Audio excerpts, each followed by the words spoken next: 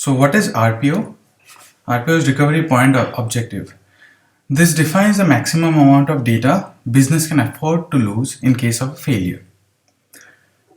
So suppose this is data timeline.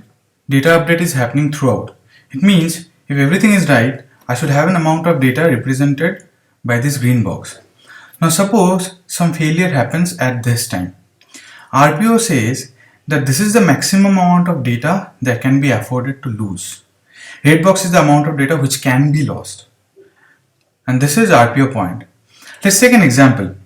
Suppose RPO is 30 minutes. That means if failure happens at say 1 p.m., after restoration, I should have data available as of 12:30 p.m. I can lose data worth of red box only. Now, RTO, recovery time objective.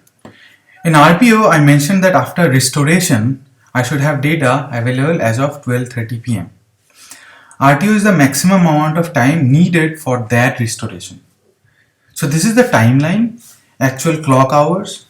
If failure happens here, then RTO is the maximum amount of time which can be taken to restore to normalcy. Blue box is the max time that can be taken. An example, let's say RTO is 5 hours. Suppose failure happens at 1 p.m. Then maximum by 6 p.m. application should return to normalcy. Let us combine the definition of RPO and RTO now with the same example. So RPO is 30 minutes. Let's denote 12:30 data with yellow color, which is the last consistent state. So if failure happens at 1 p.m., then by 6 p.m. application should return to normalcy with data as of 12:30 p.m. That means that at 6 p.m. users should be able to see data as it was at 12:30 p.m. SLA, RPO and RTO are not AWS concepts.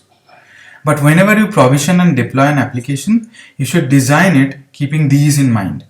All aspects of your application, starting from infrastructure to application code, should be made taking SLA, RPO and RTO into consideration. Thanks for watching.